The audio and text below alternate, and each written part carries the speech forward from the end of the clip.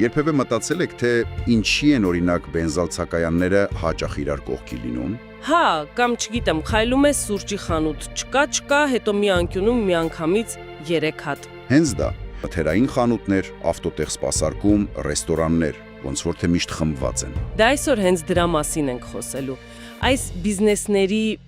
սպես ասած, կլաստերացումը հենց բացատրվում է հոթելինգի մոդելով։ Տնտեսագետ Harold Hotelling-ն է առաջարկել։ Տարածական մրցակցություն, չէ՞։ Հա, հիմնական գաղափարը դա է։ Լավ, եկեք պատկերացնենք։ Ուրեմն դուք պաղպաղակ եք ծախում, մի հատ երկար լողափա, մի մղոն, ուրիշ ոչ ոք չկա, մենակ դուք եք։ Դե որտեղ կդնեիք սայլակը, որ ամենաշատը վաճառեք ու բոլորին էլ հարմար լինի։ Երևի թե մեջտեղը, ճիշտ կենտրոնում։ Ճիշտ այդպես բոլորից մոտավորապես նույն հեռավորության վրա եք։ Բայց մի օր ձեր զարմիկը թեդը գալիս է, նույնպիսի պաղպաղակի սայլակով։ Ու որոշում եք լողափը կիսել։ Հիմա երկուսով եք։ Հիմա որն է ամենալավ տարբերակը, որ բոլորի համար լավ լինի, եւ մեր, եւ հաճախորդների։ Դե ամենաարդարը սոցիալապես օպտիմալը սա կլիներ։ Լողափը մտովի կիսում եք։ Հա, դուք կանգնում եք մի կեսի կենտրոնում, թեդն էլ մյուս։ Այսինքն ընդհանուր կենտրոնից դուք քառորդ մղոն հարավ, թեդը քառորդ մղոն հյուսիս։ Այդպես յուրաքանչյուրս մեր կեսին ենք սպասարկում ու ոչ ոք շատ երկար քայլելու կարիք չունի, մաքսիմում քառորդ մղոն։ Հա, բայց տեսեք, սա կայուն չի մրցակցության տեսանկյունից։ Պատկերացրեք, թեդը մտածում է. մի քիչ մոտենամ կենտրոնին։ Հաջորդ օրը գալիս իր սայլակը դնում է ճիշտ կենտրոնում։ Իսկ ես մնացել եմ իմ տեղում, հարավային քառորդում։ Հա, դուք ստանում եք ձեր ամենահարավային հաճախորդներին, այսինքն լողափի մոտ 25%-ը։ Իսկ թեդը։ Թեդը վերցնում է ամբողջ հյուսիսային կեսը 50% պլյուս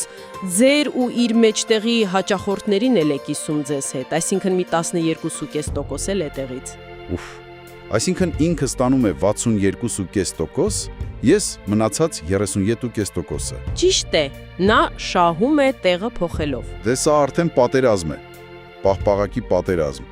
Ես էլ չեմ մնա տեղումս։ Բնականաբար, դուք էլ կմտածեք, լավ, ես էլ մի քիչ մոտենամ իրեն, որ իմ կորցրածը հետ բերեմ։ Կգնամ կկանգնեմ իրանից մի քիչ այն կողմ, որ հարավայիններին գրավեմ։ Հետո ինքը կտեսնի, ինքը մի քիչ էլ կմոտենա ձեզ, դեպի հարավ։ Հետո ես նորից մի 10 քայլ իրանից հարավ։ Ու այսպես շարունակ, այս տեղաշարժերը գնում են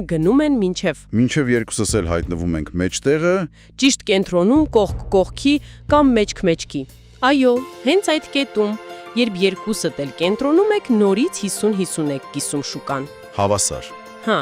ու այս վիճակը խաժերի տեսության մեջ կոչվում է նեշի հավասարակշռություն, այսինքն մի կետ, որտեղ ոչ դուք, ոչ էլ թեդը միայնակ ձեր տեղը փոխելով չեք կարող ավելի լավ վիճակի հասնել։ Հա, որովհետև եթե ես մի քիչ հեռանամ կենտրոնից, թեդը միանգամից իմ հաճախորդների մի մասին կվերցնի։ Ճիշտ այդպես, իսկ այն սկզբնական լավ դիրքը քառորդներում նեշի հավասարակշռություն չէր, որովհետև ամեն մեկդ կարող էիք մոտենալ մյուսին ու շահել։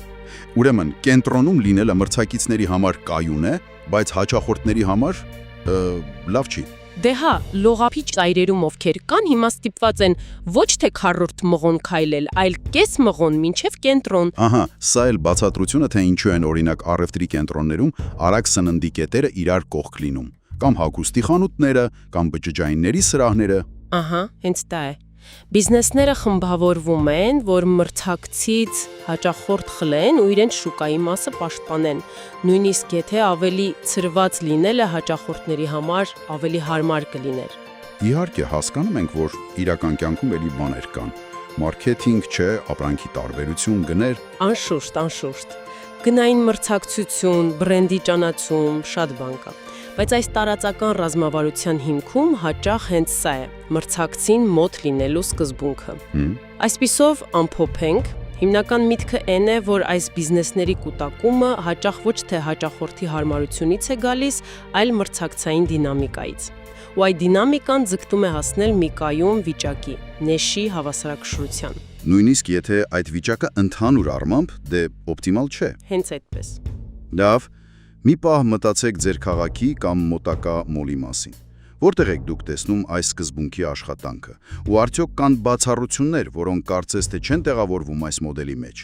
Ինչ այլ բան կարող է ազդել այդ դեպքերում։ Հետաքրքիր է, չէ՞։